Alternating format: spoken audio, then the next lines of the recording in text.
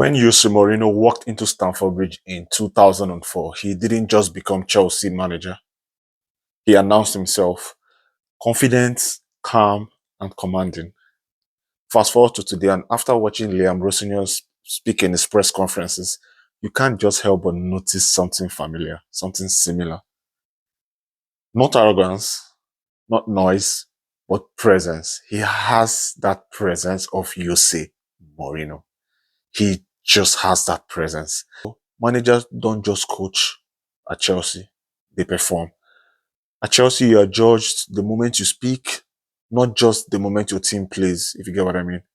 Like, everything you do at Chelsea Football Club is judged, especially since the coming of Jose Mourinho. And some of the best managers at Chelsea have been managers that had charisma, that had presence in the media.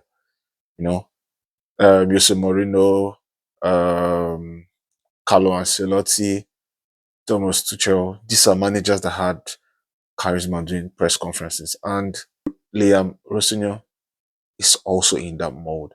Yes, it's too early. It's too early to judge and all that. But in terms of press conferences alone, I would say he's in that mode.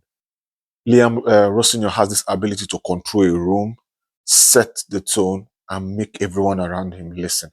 I think that's a good trait to have as a Chelsea head coach, and I'm loving every bit of it. I must confess I am. Because if you understand Chelsea Football Club, you will know that managers that have thrived at Chelsea understood how. Now let's go back to 2004. Jose Mourinho arrived fresh off winning the Champions League with Porto. The English media don't really know him that much, yeah. Then comes that press conference. I'm not arrogant. I'm special. That's where the nickname, the special one, came about. Jose Mourinho grabbed the media attention.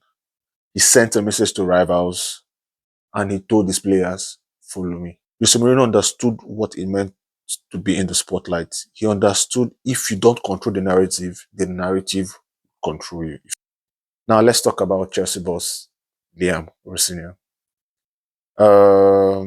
There's no white soundbite with him, no self-branding like Jose Mourinho. Fine, no problem. But if you watch him closely, just watch him closely, you see the posture, you see the eye contact, you see the clarity. When asked about criticism, he doesn't flinch. When challenged, he doesn't rush.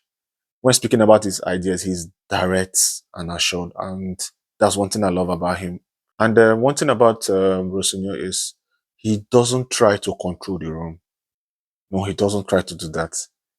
He naturally controls the room, like with his charisma, with the way he carries the press, like it's effortlessly with him. And as fans, if we must admit, that is not something that comes with so many young managers these days. So it's a nice trait for Rosenior to have. And but I would also want to see if he can still control the narrative when he's under pressure, when results are not going his way, when when he's on a bad run of form with Chelsea.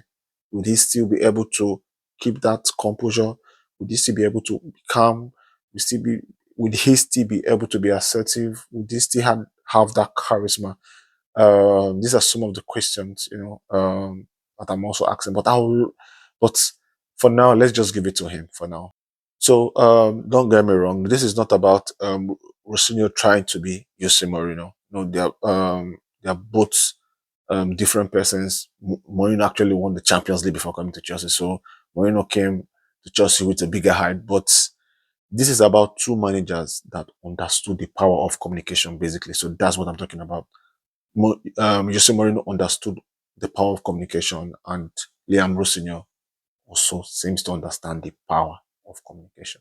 Um, Rosenior might not have announced himself with the swagger of Jose Mourinho arriving at Chelsea, fresh off winning the Champions League, throwing off his medal after the Champions League final with Porto and all that.